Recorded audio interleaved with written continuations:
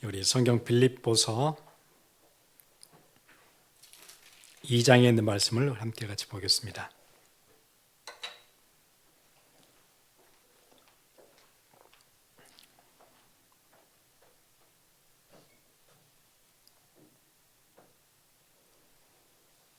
우리 12절에서 18절까지를 함께 같이 보겠습니다.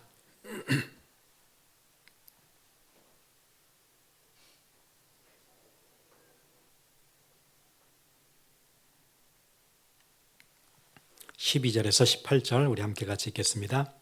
그러므로 나의 사랑하는 자들아, 너희가 나 있을 때뿐 아니라 더욱 지금 나 없을 때에도 항상 복종하여 두렵고 떨림으로 너희 구원을 이루라.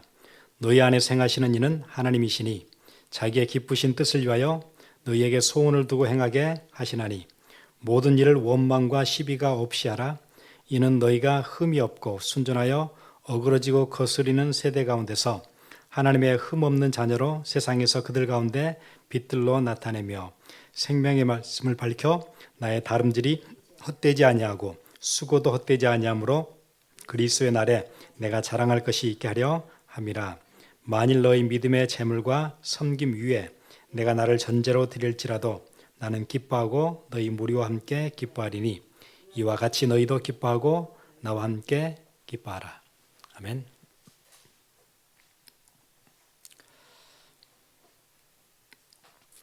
우리 빌립보서 1장의 큰 주제는 그리스도가 중심이 되는 삶이었고, 2장에서는 교회 안에 성도들 사이에 뭐가 으뜸인지에 대해서 2장은 또 얘기를 하고 있어요. 그러니까 첫째 장은 예수 그리스도가 중심된 삶, 두 번째 장은 교회 안에서 뭐가 가장 중요한 키인가, 교회를 세우는데 어떤 게 가장 방해하는 거고 어떤 게 가장 세우는 길인가에 대한 중요한 말씀을 바울이 빌립보 교회에게 지금 보내고 있지요. 우리 빌립보 교회에 대해서 바울은 되게 감사하는 마음이 많이 있었어요. 쉽게 얘기하면 감사의 편지예요. 에바브로디도가 아파서 거의 죽게 됐다가 살아났는데 보냈던 빌립보 교회가 고민이 너무 많은 거예요. 너무 염려스러우니까 빨리 보내야 되겠다. 그래서 이 서신을 써가지고 빌립보서를 써서 에바브로디도에게 전달해서 니네 교회에다 다시 갖다 전달을 해달라, 이렇게 하죠. 그래서 전체적으로는 기쁨과 감사인데 어떤 것도 얘기를 하고 있냐면은, 빌립보 교회가 그렇게 좋은 교회인데 그 교회에 한 가지 뭔가를 바꿔야 되는 문제 하나가 있어요. 뭐냐면은 그 안에 갈등이 있어요. 빌립보 교회 안에. 그래서 이 튼튼하고 좋은 교회가 크릭이 생기고 교회가 흔들릴 수도 있을 것 같아요. 그래서 거기에 대한 당부를 2장에서 해줘요. 1절부터 보시면, 그러므로 그리스도 안에 무슨 권면이나 사랑의 무슨 위로나 성령의 무슨 교제나 긍휼이나 자비가 있거든 마음을 같이하여 같은 사랑을 가지고 뜻을 합하여 한 마음을 품어 아무 일에든지 다툼이나 허용으로 하지 말고, 지금 여기 나와 있는 단어 몇 개 한번 주의해서 보세요. 마음을 같이 해야 된대요. 마음이 나눴다는 얘기예요. 같은 사랑을 가지고 뜻을 합해야 돼요. 지금 뜻이 좀 나눠져 있어요. 한 마음을 품어. 지금 마음이 한 마음이 아닌 것 같아요. 지금 바울이 지금 우려하고 있는 부분이에요. 아무 일이든지 어떤 일을 하든지 다툼으로 하지 않았으면 좋겠어요. 지금 그 안에 뭐가 있죠? 그 교회 안에 마음이 지금 나눠져 있고 다툼이 생겼고 뭔가 그 안에 크릭이 보이기 시작하는 거예요. 다툼이나 허용으로 하지 말고 이것들 대신에 이거 하나를 딱 잡으면은 지금 니네들 가지고 있는 문제가 다 끝나. 그러면서 했던 얘기가, 오직 겸손한 마음으로 그러면 돼. 그러면 그 문제 해결돼. 지금 니네 교회 안에 지금 일어나고 있는 그 문제에 여러 가지 지금 미묘하잖아요. 갈등이 생겼고 뜻이 같지 않아요. 지금 뜻이 분분해요. 그러다 보니까 거기는 다툼이 생겼어요. 그 모든 문제를 해결하는 키 하나 있는데 겸손이야. 그거 붙잡으면 다 끝나. 그래서 오직 겸손한 마음으로 각각 자기보다 남을 낮게 여기고, 그러면서 빌립보서 2장은 몇 개 실제적인 예를 제시를 하고 있어요. 예수 그리스도가 이 땅에 오셔서 어떻게 겸손의 모습을 보였는지 한번 봐봐. 그리고 예수 그리스도의 제자된 나도 내가 어떤 삶을 살고자 하는지 그거 한번 기억해봐. 그리고 내가 디모데를 보낼 텐데 디모데가 우리 교회를 위해서 얼마나 그가 수고하고 헌신했는지, 얼마나 겸손한 모습으로 섬겼는지 기억해봐. 그리고 니네가 보냈던 에바브로디도 있잖아. 그거 얼마나 성실하고 겸손한 마음으로 복음을 위해서 나를 위해서 섬겼는지 기억해봐. 이렇게 네 가지 예를 딱 드려요. 예수 그리스도의 겸손의 모습이 어땠는지, 내가 어떤 마음으로 너희를 섬기고 싶어 하는지, 내가 너한테 보낼, 나는 이제 곧 형장의 이슬로 사라질 거야. 내 죽을 날이 얼마 남지 않았어.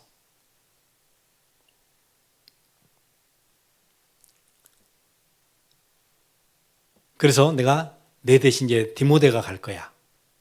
근데 디모데가 이 사람이 어떤 사람이고 어떻게 지금까지 섬겨왔는지 한번 생각해봐. 그리고 니네가 보내줬던 에바브로디도는 어떤 마음으로 교회를 사랑하고 복음을 사랑하고 나를 위해 헌신했는지 한번 기억해봐. 예, 이렇게 네 사람의 예를 들고 있어요.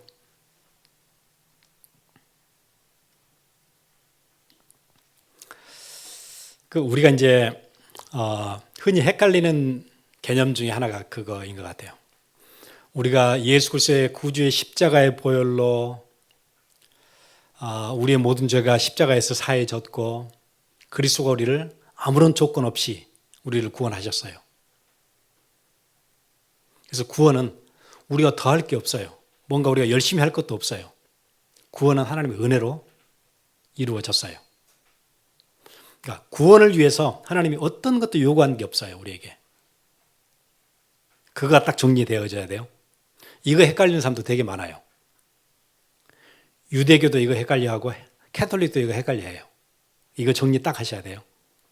구원을 위해서는 우리가 할 수 있는 게 아무것도 없어요. 그냥 하나님이 전적으로 다 하셨어요. 이게 하나가 정리가 되고, 그 다음 게 뭐냐면 구원받고 난 뒤에는 하나님이 요구하시는 것들이 있어요. 근데 사람들이 또 이것도 헷갈려요. 구원을 은혜로 받았으니까 구원받고 나서도 아무것도 할 게 없는 걸로 알아요. 그냥 누리기만 하면 되는 걸로 알아요. 아니에요. 구원받고 난 뒤에 사람들에게는 구원받은 자에 합당한 삶이 있어요. 이 두 개를 양쪽 다 헷갈려해요. 구원받기 위해서 내가 뭐 해야 되는 거 아닌가 이렇게 헷갈리고, 구원을 그냥 얻었으니까, 거저 얻었으니까 구원받고 나서도 별로 할 일이 없는 거구나, 또 그렇게 알고 있어요.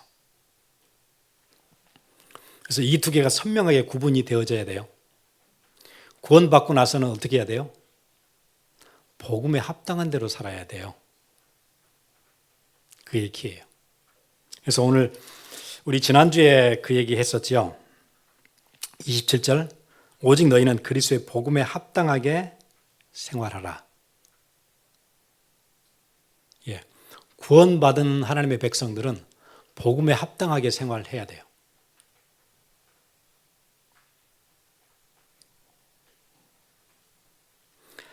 공동번역은 이렇게 번역을 했어요. 여러분은 그리스도의 복음을 받은 사람다운 생활을 하십시오. 복음을 받은 사람답게 행동하십시오. 우리 인간의 본성은 이기주의예요. 나를 챙기는 거예요. 자기중심적이에요. 그런데 복음 받은 사람들은 어떻게 해야 되겠죠? 다른 삶이 요구돼요. 누구를 위해 살아요? 지난주에 바울 봤죠? 교회를 위해서 내가 고난을 견뎌요. 예, 복음을 받은 사람다운 삶은 그런 삶이에요. 사람들은 전부 다 자기가 잘났다고 생각을 해요. 복음과 거리가 먼 사람일수록 나는 잘났다 이 생각을 해요. 나는 적어도 저 사람보다는 낫지. 그 생각이 드는 순간 나는 복음과 굉장히 멀어 있는 사람이에요. 그러니까 세븐 데들리 신 중에 교만이 제일 먼저일 수밖에 없는 것 같아요. 그게 들어오면 가장 복음과 멀어져요.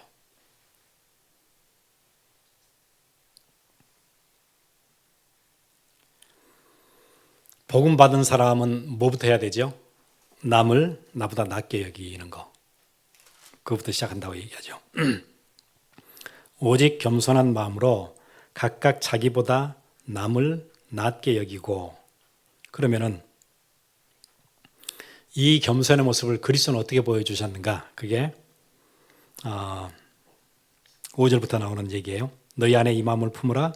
곧 그리스도 예수의 마음이니 그 예수 그리스도의 마음을 너희 안에도 품어야 된다. 예수님이 우리에게 그 마음 보여주셨지 않냐? 어떤 마음이냐면은 그는 근본 하나님의 본체시나 하나님과 동등됨을 취할 것으로 여기지 아니하시고 오히려 자기를 비워 종의 형체를 가지사 사람들과 같이 되셨고 사람의 모양으로 나타나사 자기를 낮추시고 죽기까지 복종하셨으니 곧 십자가에 죽으심이라. 예. 예수님이 우리에게 보여주신 겸손의 모습이 그거예요. 하나님과 동등하신 분이신데 그렇게 여기지 않았대요, 자기를. 어떻게 여겼어요? 사람들과 같이 되셨어요. 그리고 사람들 중에서도 로마 시민들에게는 십자가형이 없었다 그러죠. 왜냐하면 그거는 노예들이나 아주 중범자들 수치를 보여주고 가장 비참하고 가장 고통스러운 형벌이 십자가형이라 그래요. 그런데 예수님이 이 땅에 오셔서 가장 수치스럽고 가장 낮은 모습으로 가장 비참하고 가장 저주받은 모습으로 십자가형을 받으시죠. 그러니까 하나님과 동등되신데 사람을 오셨는데 사람 중에서도 가장 비참하고 가장 치욕스럽고 가장 고통스러운 십자가형으로 끝내세요. 그리스도의 보여주신 겸손이 그거였대요. 니네들 안에 다툼이 있고 뜻이 나눠지고 여러 가지 있다는데 겸손이면 끝나. 그럼 이제 다 해결하는 키가 겸손에 있어.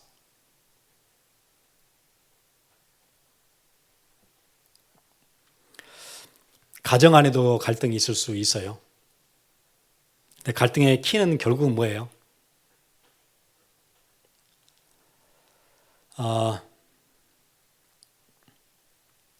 나보다 남을 낮게 여기는 거, 그게 안 돼서 그렇잖아요. 나는 지금 잘하고 있어요. 그런데 누가 안 돼요? 저쪽이 안 되고 있어요. 저쪽이 이상해요. 문제가 저쪽에 늘 있어요.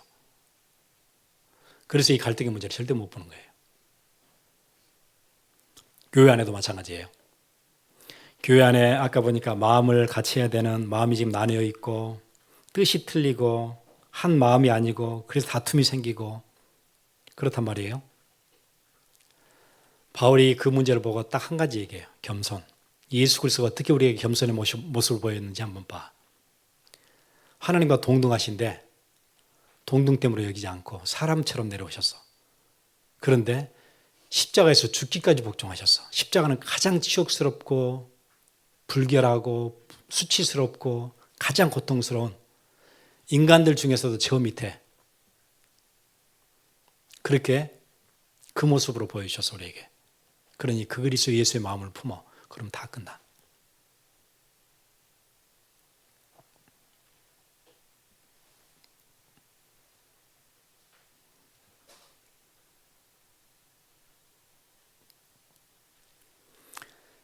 그래서 결국 겸손은 예수 그리스도의 마음이 어떤 마음이죠? 쉽게 얘기하면 자기 포기예요. 내 거를 내려놓는 거예요. 그게 겸손이에요. 아이고 저는 할 줄 아는 게 없습니다. 그게 겸손이 아니고 내 거를 포기하는 거예요. 우리가 생각하는 겸손의 컨셉이 조금 다른 것 같아요. 잘난 체 하면은 교만한 거고, 아이고 저는 할 줄 아는 게 없습니다. 그거는 겸손한 거고. 그렇게 생각하는 것 같아요.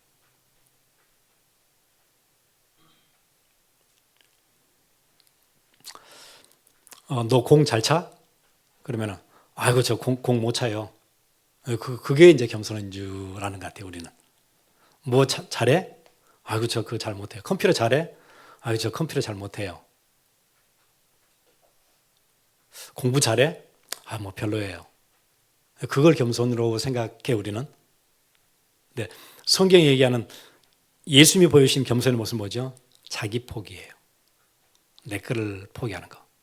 내 권리를 포기하는 거. 그게 겸손이에요. 내가 당연히 해야 될 그 자리를 포기하는 거예요. 내가 당연히 이 정도 대우는 받아야 된다는 그걸 포기하는 거예요. 그걸 겸손이라 그런대요. 말을 바꿔볼게요. 내 것이 포기가 안 된다. 겸손이 안 되는 거예요. 그럼 내가 이 정도 했잖아. 그게 안 내려놔진다. 그게 이제 겸손이 아니에요.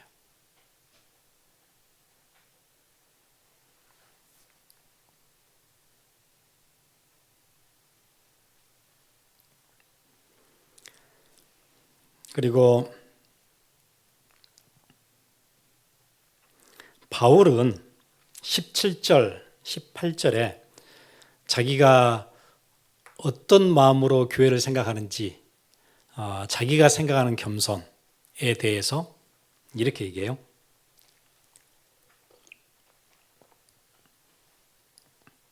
만일 너희 믿음의 재물과 섬김 위에 내가 나를 전제로 드릴지라도 나는 기뻐하고 너희 무리와 함께 기뻐하리니. 바울은 자기가 추구하는 겸손이 뭐냐면 전제라고 얘기해요. 전제는 아마 영어 성경 여러분 보시면 drink offering이라고 나와 있어요. 그러니까 그 구약의 제사 중에 하나인데 메인 제사들 우리가 전에 한번 본 적 있잖아요. 번제 태워서 드리는 거, 소제 어떤 곡식으로 드리는 거, 그 다음에 화목제, 그 다음에 속죄제, 그 다음에 속건제, 이렇게 5개가 이제 메인 제사예요. 근데 드링크 오퍼링은 뭐냐면 그 어디에 있는 거예요? 예, 그거는 번제를 드릴 때 나중에 민수기 15장 가시면은 그런 내용이 나와요. 이제 제물을 양이나 소를 소는 24등분하고 조그만한 짐승인 양이나 이런 것들은 12등분 한다 그러죠. 그래가지고 제단 위에 올려놔요. 그리고 불을 붙이는 거죠. 이제 고기가 이제 막 타겠지요. 그때 옆에다가 포도주나 기름 같은 거를 옆에다 같이 부어요. 그게 드링크 오퍼링이에요. 제가 한번 읽어드릴게요. 민수기 15장 3절 여호와께서 화제나 번제나 서원을 갚는 제사나 낙헌제나 정한 절기에 소나 양을 여호와께 향기롭게 드릴 때에 4절 그러한 헌물을 드리는 자는 고운 가루 10분의 1에 기름 4분의 1 흰을 섞어 여호와께 소제로 드릴 것이며 번제나 다른 제사로 드리는 제물이 어린 양이면 전제로, 지금 이 전제 얘기하는 거예요. 포도주 4분의 1 흰을 준비할 것이요. 기름이나 포도주를 불타고 있는 제물 옆에다 붓는 거예요. 고기는 계속 익고 있겠지만 포도주를 부으면 어떻게 되겠죠? 금방 씩 하고 증발돼서 없어지는 거예요. 그걸 전제라 그래요. 바울이 니네 교회를 생각하면서 니네 교회가 든든히 세워지는 걸 보면서 나는 그 옆에다 살짝 붙는 그리고는 금방 스팀이 돼서 사라지는, 나 그렇게 되고 싶다. 내가 그 마음이야. 니네 교회가 든든히 세워진다면 나는 그렇게 금방 스팀으로 사라져 싹 부으면 샥 하고 없어지잖아요. 나는 그렇게 되고 싶어. 그게 내 중심이야. 그게 17절이에요. 만일 너희 믿음의 재물과 섬김 위에, 믿음의 재물이 있어요. 빌립보 교회가 재물을 가져왔어요. 그 사람들의 중심과 이런 것들이 양이나 소처럼 이제 제단 위에 있잖아요. 그런데 자기는 어떤 역할을 하고 싶은 거예요? 너희들이 믿음이 든든히 세워지고 너희들의 예배가 든든해지고 교회가 든든해지는 그 일을 위해서 나는 뭐가 되고 싶은 거예요? 내가 나를 전제로 드릴지라도 싹 옆에서 부어지면 좋은 향기가 나겠죠. 나는 그 역할 정도 할 수 있으면은 나는 그 일로 인해서 어떻게 된다고요? 기뻐하고 너희 무리와 함께 기뻐하리니. 나는 그걸로 엄청 기뻐. 그리고 자기는 어떤 길을 가고 있어요? 전제 준비를 하고 있는 거예요. 태워서 없어질 준비를 하고 있어요. 형을 기다리고 있어요. 이제 곧 자기는 언젠가 될지 모르지만은 이렇게 자기 인생은 끝날 거예요. 스팀처럼 치 하고 사라지는 연기처럼 곧 그렇게 끝날 거예요. 그리고는 니네 믿음과 니네들의 예배와 교회는 든든히 세워졌으면 좋겠어요. 이게 바울이 생각하는 겸손이에요. 내 생명을 포기하는 거예요. 내가 얻고 싶고 갖고 싶고 이 땅에서 잘 나가고 싶은 그걸 내려놓는 거예요. 하나님이 예수님이 그걸 보여주셨잖아요. 자기도 그렇게 따라가고 싶대요.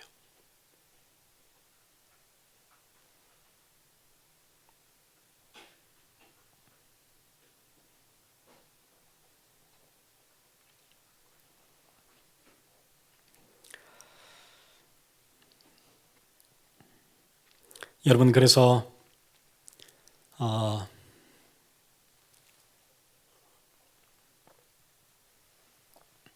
우리가 지금 예배라고 얘기하잖아요. 너희 믿음의 재물과 섬김 위에 이게 다 예배 행위들이죠. 왜냐하면 빌립보 교회도 바울을 위해서 희생을 하고 나중에 에바브로디도도 나올 텐데 에바브로디도도 거의 죽다 살았잖아요. 바울을 위해서 애를 쓰다 죽다 살았어요. 이런 희생들을 보여준 거예요. 그걸 겸손이라고 얘기했어요. 겸손은 너 뭐 잘해? 그러면 아이고 저 뭐 별로 하는 게 없어요. 그게 겸손이 아니고 그냥 나를 포기하는 거.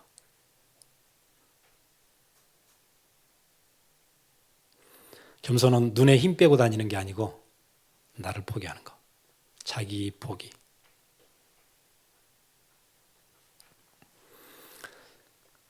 그래서 이 빌립보 교회가 가지고 있는 재물과 섬김, 믿음의 재물과 섬김, 이 예배 행위. 그래서 예배를 영어로는 worship이라고도 하고 service라고도 얘기를 해요. 그래서 제가 이제 이 부분을 생각을 좀 해봤어요. 우리가 service라는 단어를 잘 쓰잖아요. 우리가 식당에 가서도 여기 식당에 서비스가 좋다 안 좋다. 그래서 팁도 우리가 생각해서 진짜 오늘 서비스를 잘 받았다. 이 식당은 진짜 서비스가 진짜 엉망이다. 와, 이게 다시 오고 싶지 않다. 우리가 그걸로 평가를 하잖아요. 그러면 이게 이제 우리 8시 반에는 first service예요. 11시는 second service예요. 우리가 10시 반 되면은 우리 셀러 서비스가 따로 있어요. 우리가 다 서비스라고 얘기해요. 무슨 서비스일까요? 하나님께 드리는 서브예요. 그러면 우리의 서비스가 어느 정도 되는 것 같아요? 어느 정도 준비해가지고 어느 정도 정성을 들여서 어떻게 우리가 예배를 하죠? 우리 주일의 서비스의 평가를 받으면 어느 정도 평가받을 수 있을 것 같아요?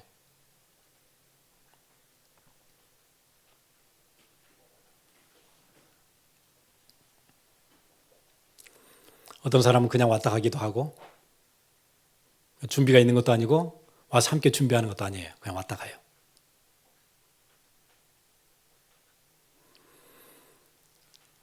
어떤 사람은 교회 안에 찬양팀으로 설부하기도 하고, 어떤 사람은 교회 친교를 준비하는 일에 설부하기도 하고, 교회 교사로 설부하기도 하고, 메신저로 설부하기도 하고, 어떤 기관에서 맡은 일에 설부하기도 하고. 그래서 여러분 한번 평가를 해보면 좋을 것 같아요. 나는 교회에서 예배할 때 내 서비스는 어느 정도 평가받을 수 있을까? 난 어느 정도 준비하고 어느 정도 헌신하는가?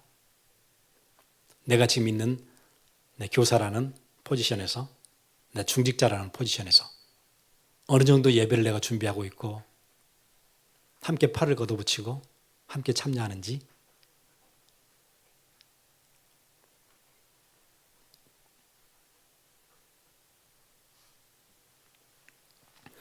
세번역 성경은 17절을 이렇게 번역을 했어요. 그리고 여러분의 믿음의 제사와 예배, 나의 피를 붓는 일이 있을지라도 나는 기뻐하고 여러분 모두와 함께 기뻐하겠습니다. 구약에서는 기름이나 포도주인데 바울은 어떻게 생각하면 내 피를 거기다 붓는, 그 내가 사라지는, 그렇게 번역을 했고, 캐톨릭과 기독교가 함께 같이 번역을 해서 만들었던 성경이 공동번역 성경이잖아요. 공동번역은 이렇게 번역했어요. 여러분이 바치는 믿음의 제사와 제물을 위해서라면 나는 그 위에 내 피라도 쏟아부을 것이며 그것을 나는 기뻐할 것입니다. 아니, 여러분과 함께 기뻐할 것입니다. 이게 공동번역의 번역이에요.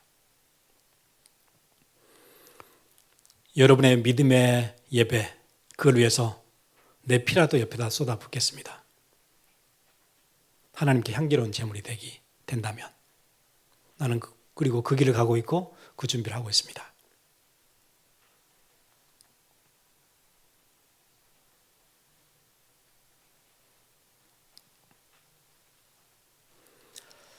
옛날 그 바하방, 그 아하방 시절에 예배가 무너졌지요. 산들마다 바알의 신당들이 세워지고 바알의 제단들이 세워지고 하나님의 예배하는 곳은 제단들이 허물어지고 막 계속 새로 세워지고 하는 것은 바알의 제단들이에요. 신당들이 막 세워져요. 성전은, 하나님이 예배하는 곳들은 막 다 허물어져요.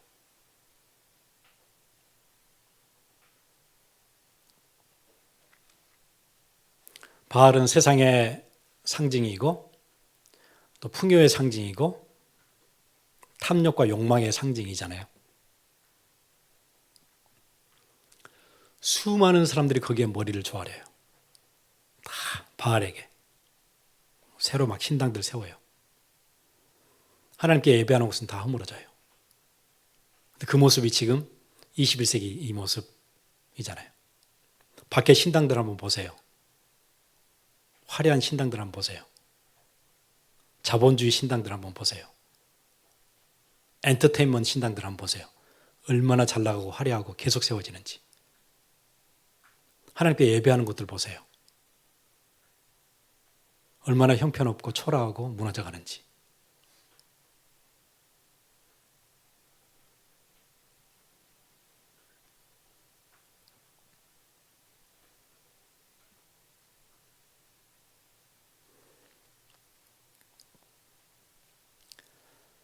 그래서 바알 선지자들이 와서 교회를 막 허무는 게 아닌 것 같아요. 누가 허물어요? 교회에 있는 사람들이 허무는 것 같아요. 코로나 지나고 나서 아이고 교회 가기 싫어 이제 이렇게 허물어지고 있고요. 내가 전에는 예배를 이렇게 드렸는데 지금은 중심이 전혀 그 정도 아니에요. 이렇게 허물어지고 있어요. 바알의 신당들은 너무너무 화려해요. 쇼핑몰을 가도 그렇고 그 엔터테인먼트 회사들 보세요. 얼마나 치밀하고 준비가 되어 있고 하는지. 얼마나 많은 젊은이들이 거기에 열광을 하고 막 몰려드는지. 바알의 신앙들이 이렇게 어마어마하게 세워지는 걸 보고 교회는 이렇게 무너지는 걸 보면서 우리의 서비스는 어떤지, 내가 하나님을 향한 서비스는 어떤지, 내가 이 교회가 세워지는 일을 위해서 나는 어떤 중심으로 설부하고 있는지. 저는 빌립보서에서 굉장히 중요한 메시지를 많이 던지고 있어요. 볼 때마다 느껴요.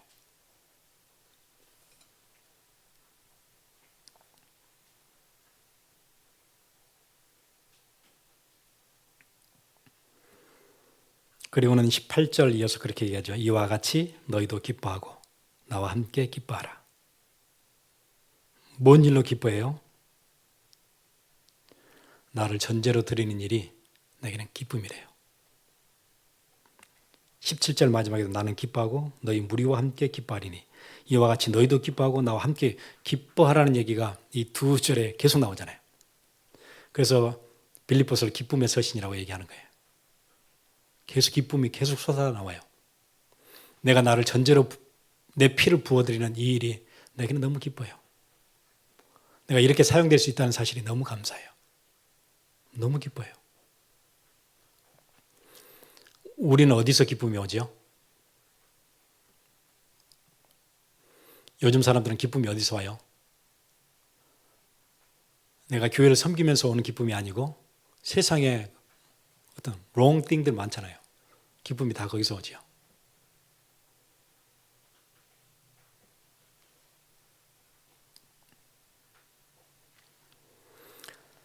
그래서 오늘 빌립보서의 목소리 톤 그대로 여러분들에게 권면하고 싶어요. 주님이 함께하는 교회, 함께 모여서 예배하는 일과 교회를 세우는 일에 거기서 여러분이 기쁨을 찾으세요. 예배를 위해서 헌신하는 그 일에 여러분이 기쁨을 찾으세요. 그러면서 교회가 든든히 세워지는 그 일에 거기서 모든 기쁨의 소스를 거기서 얻으세요. 하나님 우리에게 촉구하시는 메시지예요. 우리 같이 기도하겠습니다.